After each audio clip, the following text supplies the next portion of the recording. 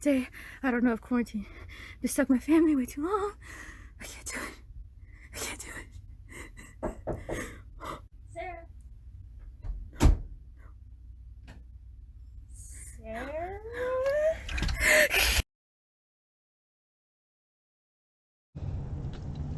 Oh, yes. Okay. Hello, everybody. So today we're going to go over the Russian Revolution. We're going to talk about it more in depth. In the other video that I have, I kind of have it in the backdrop of World War I and the end, like the official end of World War I, and things are just kind of wrapped up. But this one is a super in-depth Russian Revolution lesson. Here we go. So we're going to start with Peter the Great. In the 1700s, he was the one who actually modernized Russia, and he introduced Russia into Western style navy, fashions, and city planning. I actually learned all about his impact, and even the entire architecture of the whole like nation changed. It was really cool. So in the 1800s, Russia unfortunately failed to keep pace with the rapid changes taking place in the world, which I kind of led up to a little bit in World War I, the first lesson. A big issue was that the Enlightenment led to new democratic reforms throughout Europe, but in Russia, the Romanov czars continued to rule with absolute monarchy.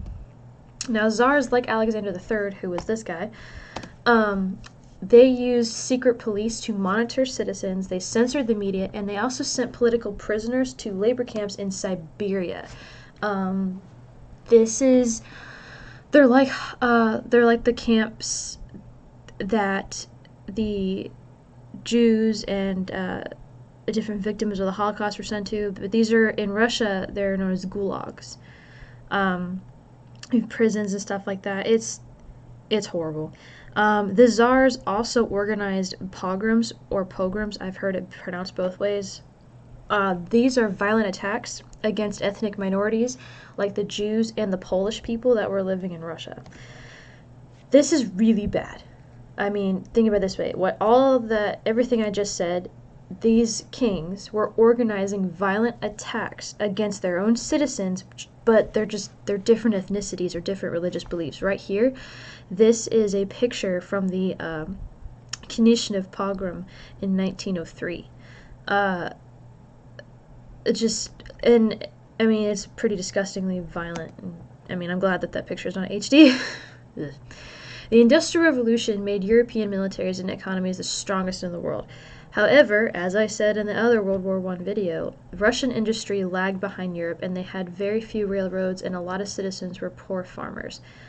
Russia decided to commit to industrialization. However, it led to poor wages, long hours, and super large amounts of unhappiness amongst the people. Russia did try to use its industry to build a respectable navy, but it had problems with mass-producing weapons. So now we're going to kind of jump forward. In 1894, Czar Nicholas II. He is important, to say the least. Czar Nicholas II came to power, but he failed to address a lot of the problems from 1904 to 1917. And when Russian liberals called for democratic reforms, Tsar Nicholas II ordered his secret police to actually persecute those calling to reform. So all the people that were trying to change and demanded change, he sent secret police to go and arrest them, probably kill them. In 1904, Russia and Japan went to war over this section over in China. It's called Manchuria, and then Korea. Now I want you to grasp this. The mass of Russia in this little island about the size of I don't even know, but these two countries went to war and Russia lost. Yeah. They went to war over Korea, Manchuria. Russia lost. The losing the Russo-Japanese War set a lot of riots, set a series of a lot of riots out among commoners who were very unhappy with the Czar Nicholas's government. And it actually, the loss itself exposed the weaknesses in the nation's military and their government. Because if you can't rally your military and rally your people enough to fight a freaking war that's against an enemy that small, they lose faith in you. In 1894, though, I said that Tsar Nicholas came to power. However, his failures were starting to mount up. And in 1905, Russian commoners met outside the Tsar's Winter Palace, and they demanded better working conditions, the right to form unions, and democratic constitution. The protest became known as Bloody Sunday, when the Tsar's guards fired into the crowd and riots broke out all across Russia. So essentially, obviously on a Sunday, right? The Tsar was pretty much, I'm not going to stand for this kind of, fledgling disturbance, essentially. I don't know. He didn't want people to come against him. And so then he ordered his guards to go then kill these people that belonged to him. So in 1905, Tsar Nicholas agreed to the new constitution that created a Duma, which is parliament, and a limited monarchy. However, Nicholas ignored the Duma. So he's essentially going, let's make a whole new plan to change stuff. And then he doesn't do the change. His unpopularity and failure of the government to respond to problems increased a lot of calls for socialism. Socialists demanded that the government control all means of production to create an equal society. Karl Marx developed a radical form of socialism, which is called communism. This is in which the working class led a revolution, seized property, and shared all wealth without a government. Radical workers, peasants, and soldiers began to form councils called Soviets that held meetings and assumed control over local governments. Here's an image of one of Russia's first Soviet councils ever. And as you can see, there's a mix of both men and women here. In 1903, a radical socialist named Vladimir Lenin formed the Bolsheviks. Now, this is a group of people that supported the revolutionary overthrow of the Russian government. He's right here. Lenin's right there. Lenin is going to go down as a very popular person. Maybe not in a good way, but popular regardless. Lenin fled Russia initially to avoid arrest by the Tsar's secret police, and then waited for an opportunity to return and lead his revolution. In my opinion, I feel like he was kind of helping he's kind of helping fire things up from the outside. But yeah, he left in order to not get killed. Russia's involvement in World War I proved to be the fatal blow to Nicholas's support in Russia. The Russian military was no match for the German army, and Russia had difficulty producing weapons for soldiers on the front. Food shortages were common for troops and civilians, and then the lack of trains slowed the supplies and communication. Russia drafted 15 million soldiers, and 7 million were killed or wounded. 1.5 million civilians died. So, when you talk about a slaughter, that kids right there is a slaughter. So Tsar Nicholas refused to pull Russia out of the war and went to the Eastern Front to actually himself personally take control of the army. This is a picture of him there on horseback with his soldiers. Nicholas left his wife, Alexandria, in charge of the day-to-day operations of the Russian government. And to help cure her hemophilic son, Alexei, who is this child right here, hemophilia is like a bloodborne disease, and it comes from the fact that they intermarried. So they were marrying, the family married within each other. So to help cure her son, she relied on a mystic named Rasputin. Now, if you've ever seen the cartoon Rasputin from the cartoon, the animated movie Anastasia, it was done by Fox, I think. It's on Netflix, I believe. is they do a very good job. It's a fiction story, but they actually pulled a lot of like facts and kind of wove it into this beautiful historical fiction story, and I thought they did a very interesting depiction of Rasputin. Many people feared that Rasputin was controlling the royal family and murdered him. Now, I've heard there's a couple accounts out there that say that it took multiple times to actually kill him. At first, he was like shot. Other time, they tried to drown him, tried to poison him, I think, and then finally, I think they burned him alive. I don't know, but I do know. I don't know for sure. Like, I don't remember which of the ways was said to have actually killed him, but I do remember reading a lot about, like during my research of history of Russia, how it took a lot. Like, there was a lot of legends surrounding his death. By early 1917, the citizens were rioting across Russia, demanding an end to the monarchy and to World War I, because they were tired of dying for something that they saw no point in anymore. So in March, Czar Nicholas II abdicated the throne and the Duma and created a provisional government, which is a temporary government. Vladimir Lenin then returned to Russia and led the Bolsheviks in the Russian Revolution in November of 1917. Lenin's message of peace, land, and bread helped him gain popularity amongst the Russian people, and the Bolshevik Red Guards seized control of the temporary government and declared themselves the new government leaders of Russia. Now, the Bolsheviks, like I said, Lenin, right, he's a product of socialism, communism, that type of ideology, and the Bolsheviks were revolutionaries that were trying to make it happen. They were known as the Red Guards. They took over, and they arrested the royal family, the Romanov family, and they executed the Romanovs. So, and that ended a 300-year rule of czars in Russia. Now, I will say this, I do not agree with the things that Czar Nicholas II did. I do not agree with a lot of things that a lot of the royal, like different monarchs made in Russia. But I do not think that the children, like that whole family, should have been annihilated the way that they had. These kids were paying for mistakes made by their parents or by people that came before them. I mean, they're products of... I mean, I'm not excusing anything. I'm just saying that I don't think that's right. It's kind of like in the French Revolution, with Marie Antoinette and Louis the 16th. They had, I think, 2 kids, and they were taken by the French revolutionaries, and then they were imprisoned and beaten and starved daily. They were beaten daily.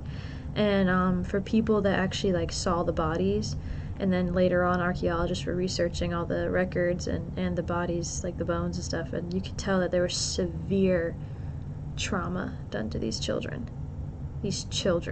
So that's kind of my aspect. But essentially what they did is this picture doesn't depict it well, but they brought them down to a basement and then just shot them all. It was sad. After the success of the Bolshevik Revolution, Lenin announced major reforms for Russia. He ordered all farmland to be distributed amongst the peasants, and he gave control of the factories to the workers. Lenin signed a truce with Germany and gave up huge territories in order to get Russia out of the war. So, like right up in here, where is it? Right over in here? Yeah, Russia was like, we don't need them, it's fine. So we're going to talk about, I think I do talk about it in another video, how it's like all been split up. So yeah, this territory right here, gone. The Russian Revolution led to a civil war between the Bolshevik Red Army and then the White Army, which is people who actually wanted a new czar, democracy, or land back. Britain, France, and us, the United States, we actually supported the White Army to get Russia back into World War I. We were like, hey, we need you to come back. And people realized very quickly that the communist idea wasn't working. And people were still starving, people were still not being taken care of, and they were like, well, all these problems that we thought were going to get fixed weren't even fixed. And they're like, well, at least when the Tsar was there, I had my land, I had my territory, I had the right to do something, I had some representation somewhere. You know, granted, it was a little rough, but I had some. And so that's kind of why the White Army was started. And after 3 years of fighting, the Red Army won, you know, however you want to think about that, and Lenin became the unquestioned leader of Russia.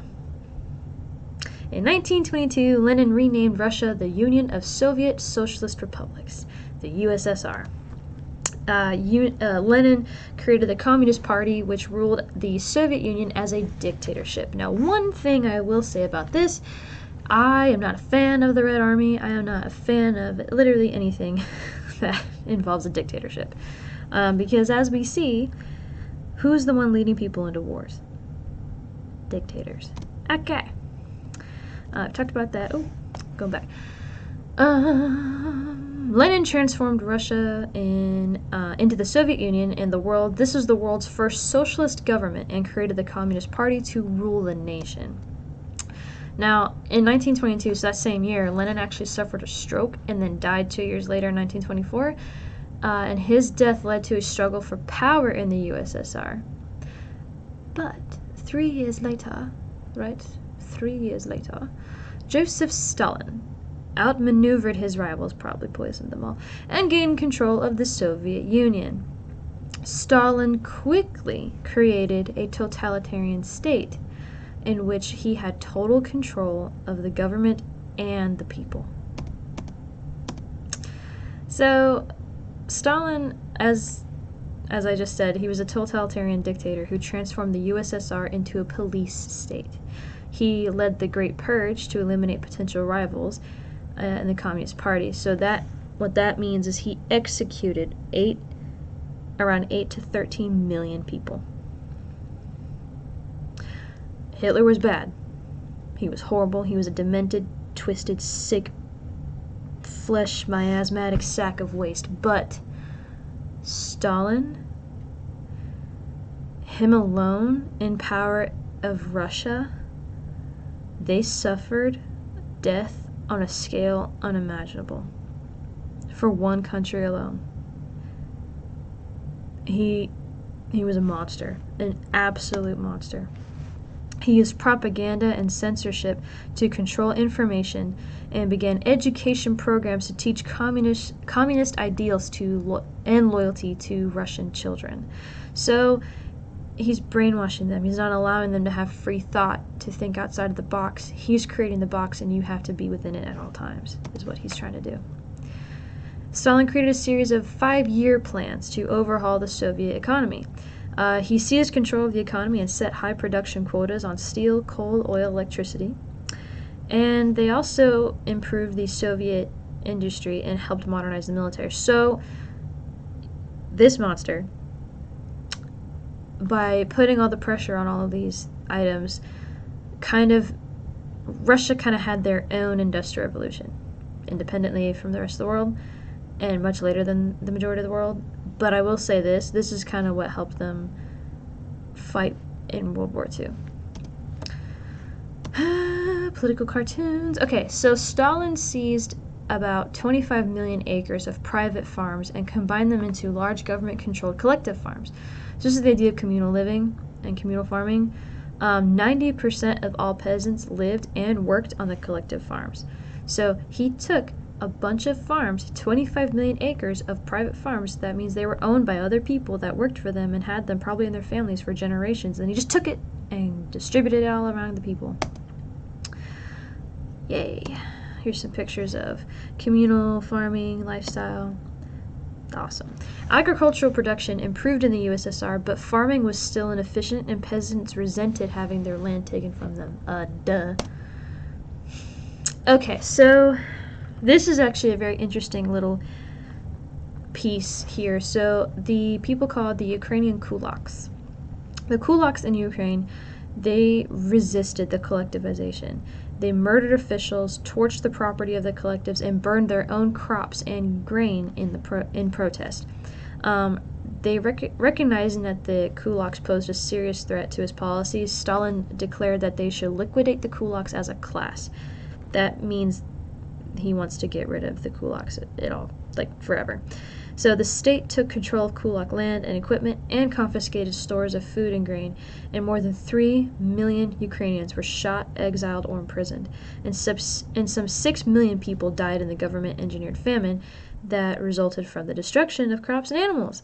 So by 1935, the kulaks had been eliminated. So yeah, his goal to completely eliminate this group of people, it worked.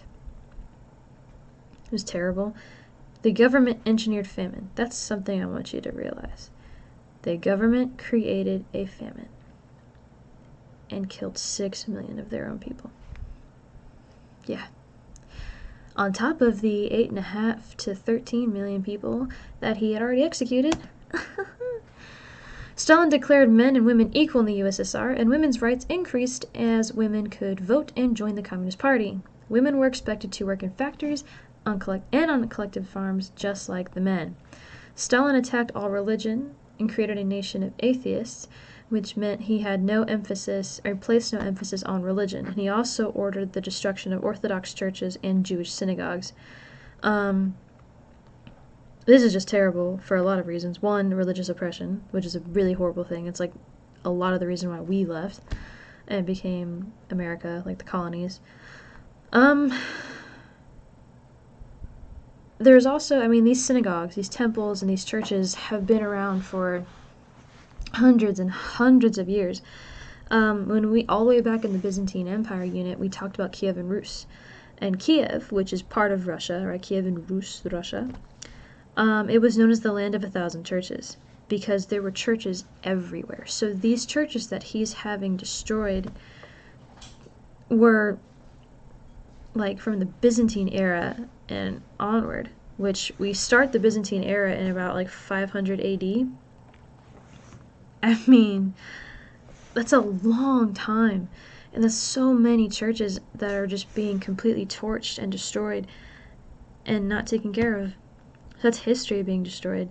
Not only that, I mean, religious oppression for those that are still trying to practice their faith. He also suppressed the art and a lot of freedom of expression too. Okay, so I think this was supposed to be a class activity, and we never got to it because we don't have a class time anymore. Fabulous. Okay, so that was kind of a crash course with the Russian Revolution, more in depth, I think. Hopefully that helped you understand stuff. The next video is kind of, I talk about the Russian Revolution a little bit, but it's kind of in the backdrop of the ending of World War I. But now you know why Russia had so many issues in World War I. So, okay, thanks for tuning in, and I'll see you soon.